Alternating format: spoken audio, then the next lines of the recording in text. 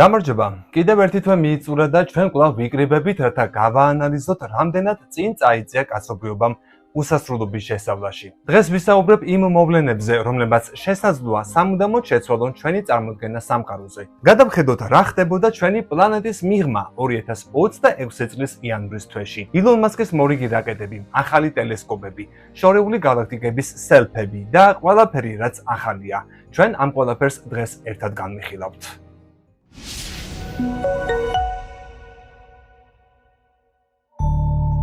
სამედიცინო ევაკუაცია კოსმოსიდან. ხშირად მოიხსენიებენ როგორც MEDEVAC. არის ერთ-ერთი ყველაზე რთული და საპასუხისმგებლო ოპერაცია, რაც კი შეიძლება საერთაშორისო კოსმოსურ სადგურზე დაიგეგმოს.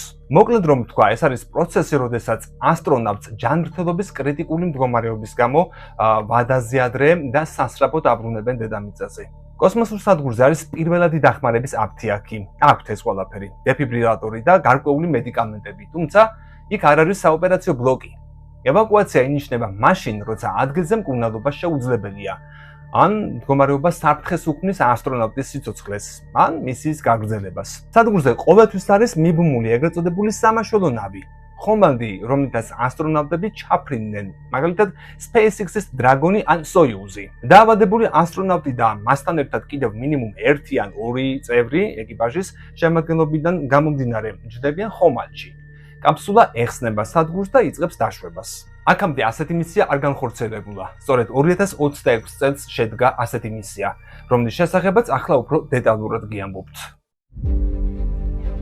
საერთაშორისო კოსმოსური სადგურის 4-კაციანი ეკიპაჟი ისტორიაში პირველი სამედიცინო ევაკუაციის ფარგლებში შინ დაბრუნდა. მისიის ნაადრევად დასრულება მას შემდეგ გადაწყვიტეს, რაც ერთ-ერთ მონაწილეს ჯანმრთელობის პრობლემა შეექმნა. მისი მდგომარეობის სათანადოდ შესასწავლად ორბიტაზე მოძრავ ლაბორატორიაში სათანადო დანადგარები არაა, ამიტომ ასტრონავტის დედამიწაზე გამოკვლევა მიიჩნიეს საჭიროდ. NASA-ს მისი ვინაობა არ დაუსახელებია, თუმცა ევაკუაციის დაანონსებისასაც აღნიშნა, რომ ის უკვე სტაბილურად იყო. ამის მიუხედავად სააგენტომ საფრთხე მაინც გამოიჩინა.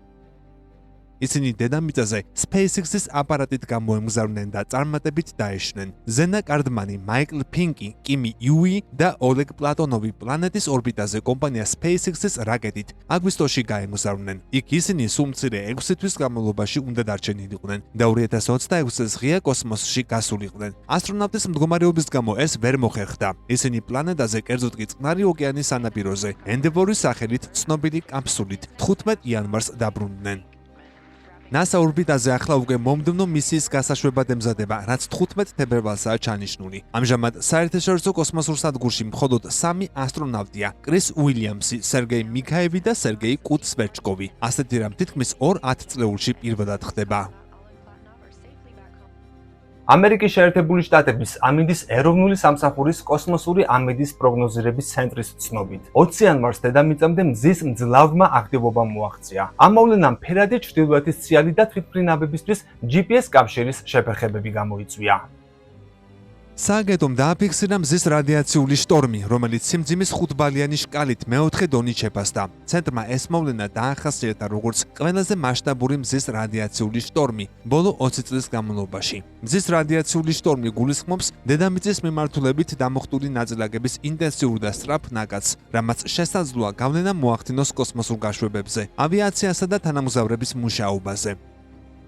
ცენტრის მონაცემებით, მსგავსი სიმძლავრის რადიაციული შტორმი ბოლოს 2003 წლის ოქტომბერში დაფიქსირდა. როდესაც მზის რადიაციული შტორმი დედამიწას აღწევს, ის ზრდის დასხივების რისკს, როგორც დაბალ დედამიწისპირა ორბიტაზე მყოფი ასტრონავტებისთვის, მაგალითად საერთაშორისო კოსმოსურ სადგურზე, ისე იმ თვითმფრინავების მგზავრებისთვის, რომლებიც პოლარული მარშრუტებით გადაადგილდებიან.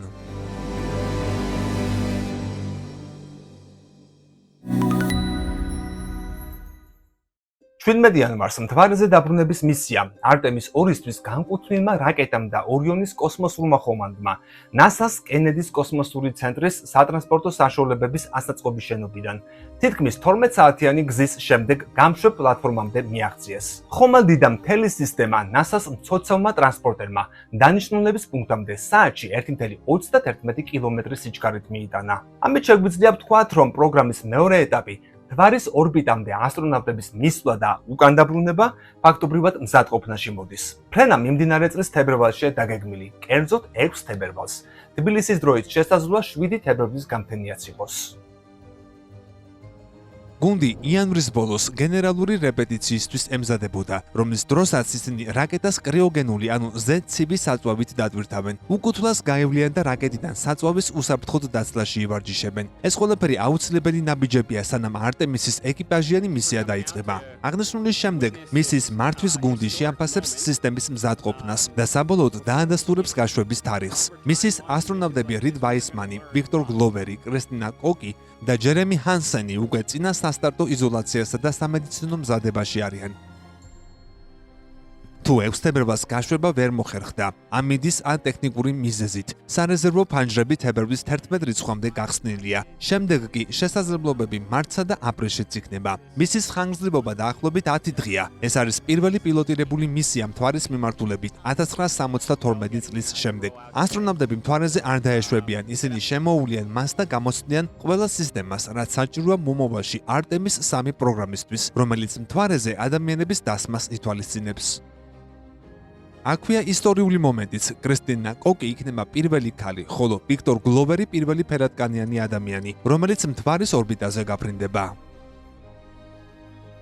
ახლა უკვე ვიცით რა დაემართება მზეს და მის სისტემას, რადგან შეგვიძლია galaktikაში შორს გახედვა და მზის მსგავსი, მაგრამ ხანდაზმული ვარსკვლავების პოვნა, რომლებიც ევოლუციის საბოლოო ფაზაში იმყოფებიან. სამუდამოდ ვერაფერი ძლებს, ვერც ვარსკვლავის საწვავი. საბოლოოდ ვარსკვლავებს წყალბადი უმთავრდებათ და მთავარი მიმდევრობის ფაზას ასრულებენ. მზის მასის მქონე ვარსკვლავები ჯერ გასივდებიან და გაწითლდებიან. შემდეგ კი გარე ფენებს მოიცილებენ. სწორედ ამას ვხედავთ მზის მსგავსი, მაგრამ ბებერი ვარსკვლავების შემთხვევაში. თუმცა ყველაფერი ამით არ სრულდება. ჯეიმს ვებმა საურონის თვალის ნისლეულში შეიხედა და ფოტოები გადაიღო. ერთ დროს დიდებული ვარსკვლავი ახლა გაზებს ანათებს და აიონიზებს. ასე წარმოიქმნება ბუნების ერთ-ერთი ყველაზე მშვენიერი სანახაობა – პლანეტური ნისლეული. ლოგოკინას ნისლეული მოყვარული ასტრონომებისა და ასტროფოტოგრაფების საყვარელი ობიექტია, რადგან გიგანტურ თვალს ჰგავს. თანაც იმდენად, რომ ზოგჯერ საურონის თვალსაც უწოდებენ. ლოგოკინას ნისლეული დედამიწასთან ერთ-ერთი უახლოესი კაშკაშა პლანეტური ნისლეულია. მდებარეობს ჩვენგან დაახლოებით 650 სინათლის წლის მანძილზე, მერწყულის თანავარსკვლავედის მიმართულებით.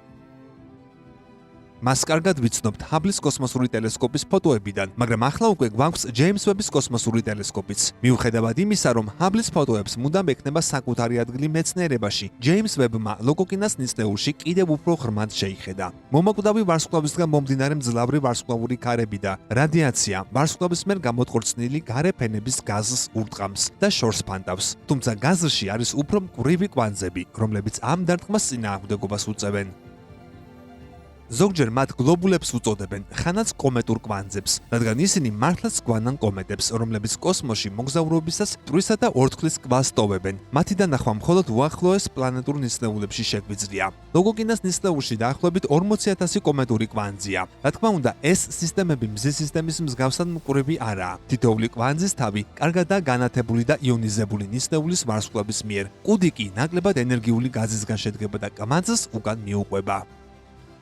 ასტრონომიული თვალსაზრისით ლოგოკინას ნისლეულის მსგავსი პლანეტური ნისლეულები დიდხანს ვერძლებენ. ის დაახლოებით 10,000-12,000 წლისაა, რაც პლანეტური ნისლეულისათვის დიდი ასაკია. მისმა წინაპარმა ვარსკვლავმა გარეფენების მოშორება დაახლოებით 15-20,000 წლის წინ დაიწყო.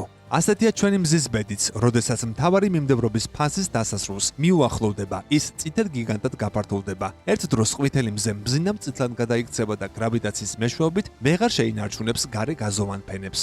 ისინი კოსმოსში გაიფანტება და დიდხანს იკაშკაშებს მზის ნარჩენის, თეთრი ჯუჯას სინათლით. თეთრი ჯუჯა ისაა, რაც მზისგან დარჩება და მილიარდობით წლის განმავლობაში გამოასხივებს ნარჩენ სითბოს.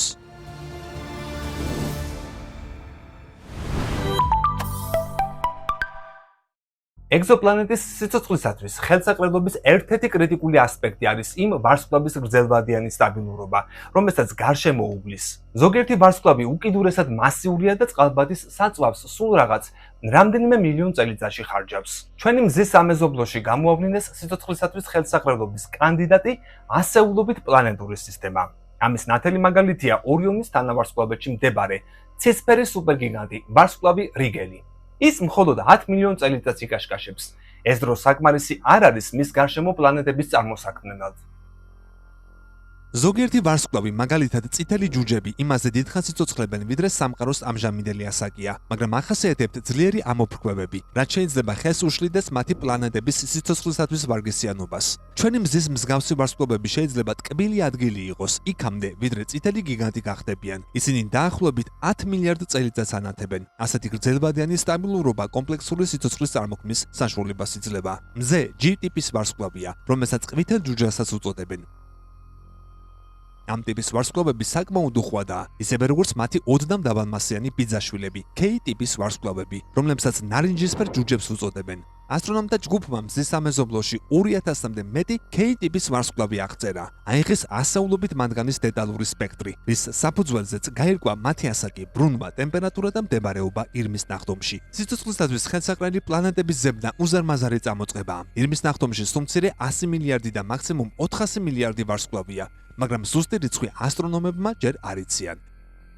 ირმის ნახტომის ზოგი რეგიონი სხვებზე მეტად არის სიცოცხლისათვის ხელსაყრელი. ამ კვლევამ თითოეული ვარსკვლავის ადგილმდებარეობა განსაზღვრა. თითო შემცველობა უფრო მეტად ხელსაყრელია თხელდისკოში, სადაც გალაქტიკის ვარსკვლავთა უმეტესობა მდებარეობს, მათ შორის K ჯუჯებიც. ორი ახალი კვლევის ფარგლებში მეცნიერება უჩვეულო მოვლენა გაანალიზეს. რატომ გაქრა ჩვენთან ყველაზე ახლოს მდებარე ანდრომედას გალაქტიკაში უზარმაზარი ვარსკვლავი სრულიად მოულოდნელად. საუბარია ყვითელ ზეგიგანტ მნათობ M31-2014 DSR-ზე, რომელიც მზეზე 12-13 მასიური იყო. ზოგადად ვარსკვლავები მილიარდობით წლის განმავლობაში არსებობს. სიცოცხლის დასასრულს ფეთქდება და შამხრელად ან ნეიტრონულ ვარსკვლავად გადაიქცევა. ზოგჯერ კი მათი სიკაშკაშე იცვლება. 2014 წელს ასტრონომებმა შენიშნეს, რომ ეს ობიექტი უფრო ელვარე გახდა. შემდეგ კი 2014-18 წლებს შორის პერიოდში ის გაუჩინარდა. ერთ-ერთი ახალი კვლევა პოტენციურ ახსნად გვთავაზობს, რომ ნათობი პირდაპირ შამხრელად გარდაიქმნა. საქმე ისაა, რომ ვარსკვლავური მასის შამხრელების ფორმირების პროცესი სხვადასხვაგვარად შეიძლება წარიმართოს. ვარსკვლავი აფეთქდეს და მატერიის უდიდესი ნაწილი სივრცეში გატყორცნოს, ან თითქმის სრული აფეთქება განიცადოს, რა დროსაც მხოლოდ მცირე ოდენობის მატერიის ნაკადი გამოიყოფა. M31-2014 DSR-ის შემთხვევაში გუნდმა ჯეიმს ვებისა და ჩანდრას ტელესკოპებით მის ადგილას უკიდურესად წითელი წყარო დააფიქსირა, რომელსაც პირვანდელი ობიექტის ნათების მხოლოდ 7-8% ჰქონდა. მის გარშემო შენიშნეს მტვრის ერთგვარი გარსიც, რომელიც 4200 ასტრონომიულ ერთეულ მანძილზე ვრცელდებოდა. არაა გამორიცხული დისკოს დანახვაში უბრალოდ მტვრის ღრუბელი გვიშლიდეს ხელს, თუმცა მეორე ნაშრომის ავტორები ფიქრობენ, რომ მკრთალი წითელი ნათების კვალს სხვა მოვლენაც დატოვებდა. ასეთია მაგალითად ვარსკვლავების შერწყმა, რაც დიდი ოდენობით მტვერს წარმოქმნიდა. ამასობაში ჩინეთმა ჰიპერგრავიტაციული მანქანა შექმნა, რომელსაც დედამიწის მიზიდულობაზე თითქმის 2000-ჯერ მეტი ძალის წარმოქმნა შეუძლია. ფუტურისტული შესახედაობის მანქანის Chief 1900 დაარქვეს. იგი ჩინეთის ცენტრიფუგული ჰიპერგრავიტაციისა და ინტერდისციპლინური ექსპერიმენტების დაწესებულებაში შექმნეს, რომელიც ჭეძიანგის უნივერსიტეტში მდებარეობს. აქ მეცნიერები იკვლევენ, როგორ ზემოქმედებს ექსტრემალური ძალები სხვადასხვა მასალაზე, მცენარეებზე, უჯრედებსა და სხვა სტრუქტურებზე. Chief 1900 მცირე მასშტაბიანი მოდელებში გრძელვადიან ფიზიკურ პროცესებს აჩქარებს. ეს მეცნიერებს კატასტროფული მოვლენების, მაგალითად კაშხლის დაზიანების ან მიწისძვრის გარემოს სიმულირებაში ეხმარება. მანქანას ბევრი სხვა პრაქტიკული დანიშნულებაც აქვს. მაგალითად, იგი შეიძლება მაღალი სიჩქარის ლიანდაგების რეზონანსულ სიხშირეთა შესასწავლადაც გამოიყენონ. მანქანა თავისი წინამორბედის Chip 1300-ის გაუმჯობესებული ვერსიაა. Chip 1300 4 თვით მსოფლიოს ყველაზე მძლავრ ცენტრიფუგად დასახელდა. Chip 1900 ცენტრიფუგაში ტვირს ატრიალებს, ეს დიდი რაოდენობით ძალას წარმოქმნის, უფრო კონკრეტულად კი შეიძლება ითქვას დედამიწის მიზიდულობაზე 1900-ჯერ მეტ ძალას. მანქანისთვის ამ ძალის მინიჭება მარტივი არ ყოფილა, ინჟინრებს ამ გზაზე ბევრი წინაღობა შეხვდათ. მაგალითად, ამდენად მაღალ სიჩქარეზე ბრუნვა დიდი რაოდენობით სითბოს გამოყოფს. მის გასაგრობად ინჟინრებმა ტემპერატურის კონტროლის სისტემა შექმნეს, რომელიც ვაკუუმს ეფუძნება. სისტემა მაცივებელ აგენტსა და საჰაერო ვენტილაციას იყენებს. მეცნიერები ფიქრობენ, რომ ახალი მანქანა მათ უამრავი ახალი ფენომენის აღმოჩენაში შეიძლება დაეხმაროს, მათ შორის კოსმოსურ საკითხებთან დაკავშირებით.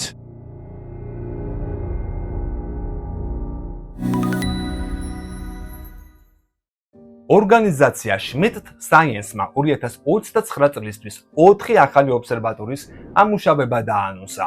ერთ-ერთი მათგანი პირველი კერძო კოსმოსური ტელესკოპია, დანარჩენი 3 კი ხმელეთზე აშენდება.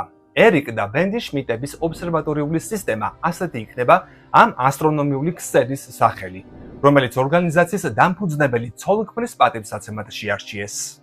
1650 ანტენას გამოიყენებს. გრაფიკული პროცესორების მეშვეობით მისგან კოსმოსის რადიოგამოსახულებებს რეალურ დროში მივიღებთ. რაც შეეხება ლაზულის, მას ჰაბლის კოსმოსურ ტელესკოპზე დიდი სარკე ექნება 3.1 მეტრი და სამყაროს 23 სპექტრში დააგვირდება, ოპტიკურიდან ინფრაწითლამდე. დიზაინის სპექტროგრაფსა და კორონოგრაფსაც მოიცავს. პირველი ის ახლომდებარე ვარსკვლავსა. ამერიკის შეერთებული შტატების კონგრესის მიერ NASA-სთვის განსაზღვრული დაფინანსება საგრძნობლად შემცირდა, რაც მარსზე შეგროვებული ნიმუშების დედამიწაზე ჩამოტანას შეუძლებს ხდის სხვა მისიებთან ერთად. ეს ნიშნავს, რომ მეცნიერები ვერ შეისწავლიან იმ გრუნტს, რომელიც შეიძლება სიცოცხლის კვანძსაც კი ინახავდეს. ყოველ შემთხვევაში, ამჟამინდელი ბიუჯეტის გათვალისწინებით, პირვანდელი გეგმა გაუქმებულია და მონახავენ თუ არა ალტერნატიულ გზას უცნობია.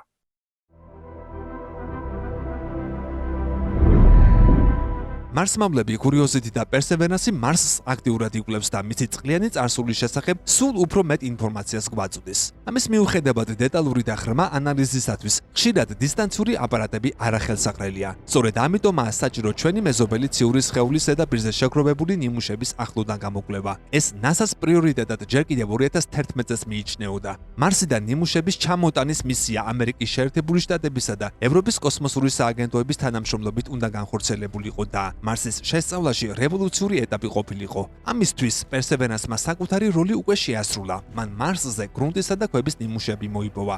ახლა იქ ასეთი მასალის შემცველი 33 კონტეინერი გველის, თუმცა მათი ბედი საეჭვოა. ამ მატერიის დედამიწაზე ჩამოტანა დაახლოებით 11 მილიარდამდე დოლარის ოდენობის ბიუჯეტს მოითხოვდა, მაგრამ გარკვეული ცვლილებებით სავარაუდო ღირებულება 7 მილიარდამდე შემცირდა. ამის მიუხედავად NASA-ს დაფინანსება მსგავსი მისიისთვის საკმარისი არაა. თავად მისია საკმაოდ რთულ გეგმას მოიცავდა. მარსის ზედაპირზე სპეციალური დასაშვები მოდული უნდა გაეგზავნათ, რომელშიც პერსევერანსი კონტეინერებს მოათავსებდა. თუ კი ეს ვერ მოხერხდებოდა, ამას 2 პატარა ვერტფრენი ეცდებოდა. ასევე საჭირო იყო რაკეტა, რომელიც ნიმუშებს წითელი პლანეტის ორბიტაზე აიტანდა, სადაც კაფსულა ზონს მიუერთდებოდა და დედამიწისკენ გამოემართებოდა. რა თქმა უნდა, ასეთი გეგმა სპეციფიკურ ტექნოლოგიასა და აპარატებს მოითხოვს, რომელთა შესაქმნელად და კოსმოსში გასაშვებად დიდი თანხებია საჭირო. ახლანდელი ბიუჯეტით NASA მარსისთვის ტექნოლოგიებზე მუშაობას მაინც შეძლებს, მაგრამ ისინი ბევრად მცირე მასშტაბის იქნება.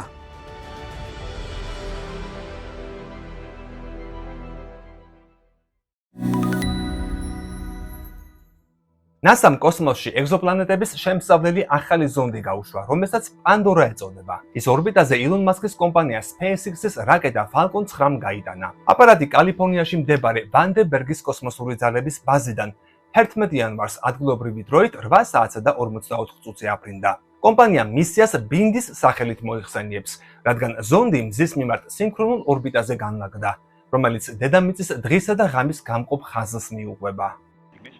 NASA-ს ეს მისია 1 წელს გაგრძელდება. 325 კილოგრამიანი ზონდი აქამდე აღმოჩენილ მინიმუმ 20 ეგზოპლანეტას გამოიკვლევს, რისთვისაც 45 სანტიმეტრის სიგანის ტელესკოპს გამოიყენებს. ამ ობიექტებს ის მაშინ დააკვირდება, როცა თითოეული მათგანი თავისი ვარსკვლავის ფონზე ჩაივლის, რასაც ტრანზიტი ეწოდება. ეს მნათობის სიკაშკაშეს ცვლილებებს იწვევს და ციური სხეულის შესახებ გვაწვდის ინფორმაციას.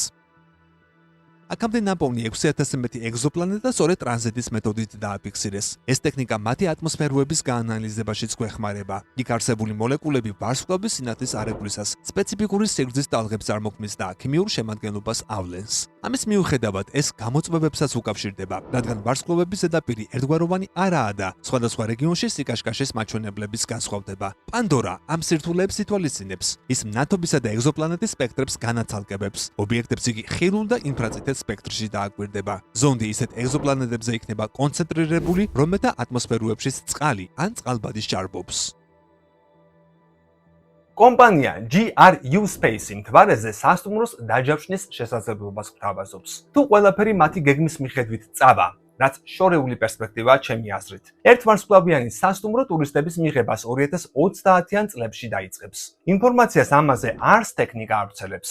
ნომრის დაჯავშნა კომპანიის ვებგვერდზეა შესაძლებელი. პირველადი შენადანი კი 250,000-დან $1,000,000 ამერიკულ დოლარამდე მერყეობს. აღსანიშნავია, რომ ეს მხოლოდ დაჯავშნის საფასურია და არა ფრენის ან სასტუმროსი. კაცმა არ იცის სრული პაკეტი რა ეღირება. ცნობისათვის GRU აბრევიატურა galaktikuri რესურსების გამოყენებად იშიფრება. კომპანიას მხოლოდ 2 სრულ განაკვეთზე მომუშავე თანამშრომელი ჰყავს. ერთ-ერთი მათგანი თავად დამფუძნებელია Skyler Chani, რომელმაც კალიფორნიის ბერკლის უნივერსიტეტი გასულ წელს დაამთავრა. კომპანიას სტარტაპების აქსელერატორი U Combinator აფინანსებს. შესაბამისად, ამ წამოწყებაში თანხა მაინცაა ჩადებული. Chans მართლაც ძალიან ამბიციური გეგმები აქვს. როგორც მათ ვებგვერდზე ვკითხულობთ, თავიდან კომპანია სასტუმროს ააშენებს. შემდეგ მთვარის ბაზასა და სხვა ნებისმიერ ინფრასტრუქტურას, რომელიც მთვარის კოლონიზაციისთვის შეიძლება დაგჭირდეს. ჩანის ჩანაფიქრია, რომ მთვარის ზედაპირზე 2029 წელს გასაბერი სტრუქტურა გაგზავნონ. მისის მიზანი მთვარის გრუნტისგან აგურების შექმნა იქნება, რომელთაც სამომავლოდ სხვადასხვა ნაგებობის ასაშენებლად გამოვიყენებთ. ფიქრობენ, რომ 2031 წლისთვის მთვარეზე სასტუმროს გაგზავნიან და ორმოში მოათავსებენ, რათა ტურისტები კოსმოსური გამოსხივებისგან დაიცვან. კომპანიის გეგმებს თუ დაბუჯერებთ 2032 წელს სასტუმრო 4 ტურისტს უმასპინძლებს, რომელთაც დარჩენა რამდენიმე დღით შეეძლებათ. ცალკე საკითხია, რამდენად განხორციელებადია კომპანიის გეგმები. მარსი სავსეა მტკიცებულებებით, რომ წითელი პლანეტა ოდესღაც საოცრად ლურჯი იყო. სავსე იყო მბზინავი ტბებით, დაკლაკნილი მდინარეებითა და ვრცელი ოკეანეებით. ახლა მეცნიერებმა გამოთვალეს, როგორი იყო მარსის ზღვის დონე პლანეტის ისტორიის ყველაზე წყალუხვ პერიოდში. თანამგზავრების მიერ შეგროვებული მონაცემების საფუძველზე იტალიელმა და შვეიცარიელმა მეცნიერებმა შეისწავლეს მარსის კოპრატის კანიონი, რომელიც მარინერის ველებს ეკუთვნის. კანიონთა უდიდეს სისტემას მთელ მზის სისტემაში. თანამგზავრული ფოტოები აჩვენებს მარაოს ფორმის დეპოზიტებს, რომლებიც საერთოდ გავს მდინარეების დელტას, რომელიც დედამიწაზე იმ ადგილებში წარმოიქმნება, სადაც გამდინარე წყალი წყალსატევს უერთდება. დელტის სტრუქტურა იქ წარმოიქმნება, სადაც მდინარეები ოკეანეებს ერთვიან, როგორც ეს დედამიწის უამრავი მაგალითიდან ვიცით. სურათებზე ჩვენ მიერ იდენტიფიცირებული სტრუქტურები აშკარად მდინარეების ოკეანეებთან შესართავებია, ამბობს შვეიცარიის ქალაქ ბერნის უნივერსიტეტის გეომორფოლოგი ფრიც შლუნეგერი. დელტის მსგავსი ყველა სტრუქტურა მარსის ზედაპირის ნაგულისხმევი დონიდან 3650-3750 მეტრით დაბლა. მარინერის ველების ყველაზე ღრმა წერტილიდან დაახლოებით 1000 მეტრით მაღლა. შედეგად კი გამოდის, რომ ეს ზღვა დაახლოებით ჩრდილო-ყინულოვანი ოკეანის ზომის უნდა ყოფილიყო. შემძელით მარსის ყველაზე ღრმა და ყოფილი ოკეანის მტკიცებულების პოვნა. ოკეანის, რომელიც პლანეტის ჩრდილოეთ ნახევარსფეროში იყო გადაჭიმული, ამბობს ბერნის უნივერსიტეტის გეოლოგი იგნატიუს არგადესტია. კვლევართა ვარაუდით, დეპოზიტები დაახლოებით 3 მილიარდი წლის წინაა დალექილი. ანუ იმ პერიოდში, როცა მარსის ზედაპირზე ყველაზე ბევრი წყალი იყო. საინტერესოა, რომ ეს პერიოდი იმაზე რამდენიმე მილიონი წლით გვიანდელია, ვიდრე მარსის ოკეანის არსებობის წინა შეფასებები მიუთითებდა. იმის მიუხედავად ეს წყალი აორთქლდა თუ სიღრმეში ჩაიჟონა. სულ უფრო მეტი მტკიცებულება მიუთითებს, რომ შორეულ წარსულში მარსი დღევანდელისგან რადიკალურად განსხვავებული იყო. უხვწყლიანი და პოტენციურად სიცოცხლისათვის ხელსაყრელი. ვინაიდან დედამიწაზე სიცოცხლე შედარებით სწრაფად აღმოცენდა, არის შანსი, რომ რაღაც პერიოდით მარსზეც არსებობდნენ გარკვეული სახის ორგანიზმები. კვლევრები ვარაუდობენ, რომ ეს ახლად გამოვლენილი სანაპირო ზოლები შეიძლება წარმოადგენდნენ ყველაზე იმედისმომცემ ადგილებს მარსზე სიცოცხლის კვალის საძებნელად.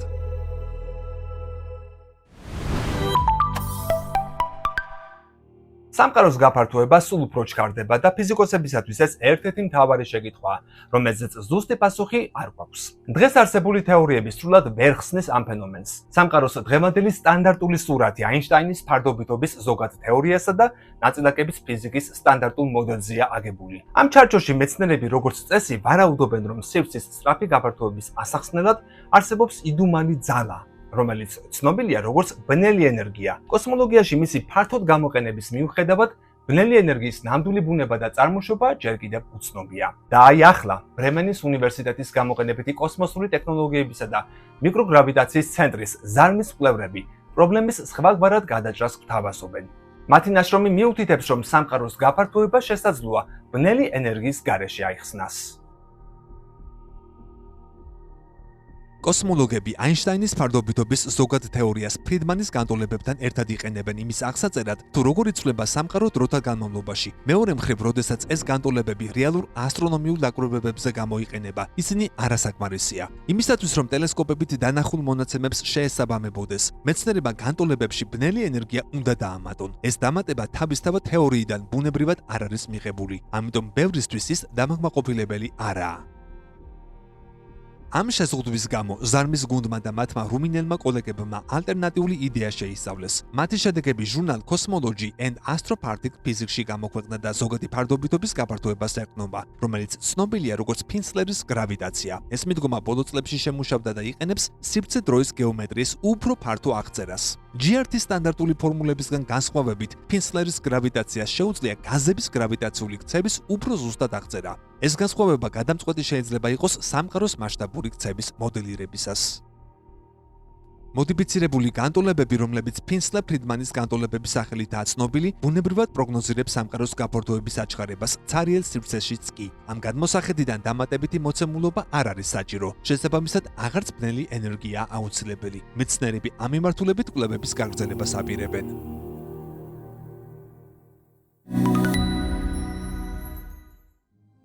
ამით 2026 წლის იანვრის თვის კოსმოსური მიმოხილვა დასრულებულია. დღეს ვისაუბრებ მზის რადიაციულ შტორმებზე, ტექნოლოგიურ გამოწვევებსა და იმ დიდ სამზადისზე, რომელიც NASA-ს კენედის კოსმოსურ ცენტრში მიმდინარეობს. 2026 წელი კოსმოსის ათვისების თვალსაზრისით, მიუხედავად იმისა, რომ NASA-ს ბიუჯეტი მკვეთრად შეუმცირდა, გარდამტეხი იქნება და მოხარული ვარ, რომ ამ სიახლეებს სწორედ ამ არხზე ეცნობით. კომენტარებში დამიწერეთ იანვრის რომელი მოვლენა იყო თქვენთვის ყველაზე შთამბეჭდავი. თქვენს აზრს ჩემთვის დიდი მნიშვნელობა აქვს. წინ კიდევ უფრო საინტერესო თებერვალი გველოდება კოსმოსური სიახლეების თვალსაზრისით. აქვე მინდა ძალიან დიდი მადლობა გადავუხადო იმ მაყურებლებს, რომლებმაც წვლილი შეიტანეს არხის განვითარებისათვის და გაიღეს გარკვეული ფინანსური დახმარება. ასეთი დახმარება იყო იანვრის დასაწყისშიც. დიდი მადლობა ჩემს მაყურებელს ამისათვის. მადლობა, რომ ფიქრობთ ამ არხის საჭიროებაზე ჩვენი საზოგადოებისათვის, რომელსაც ერთი მცირე აგური შეაქვს ჩვენი საზოგადოების, ჩვენი ახალგაზრდობის ერუდიციაში. დიდი მადლობა კიდევ ერთხელ მხარდაჭერისათვის. ამასობაში კი მოიწონე ეს ვიდეო, გამოიწერე კოდის YouTube არხი და იქვე გააქტიურე ზარეზხილაკი, რომ არ გამოგრჩეს ახალი ეპიზოდები და მეც მომეხმარო ვიდეოების ნახვაში. მომავალ შეხვედრამდე.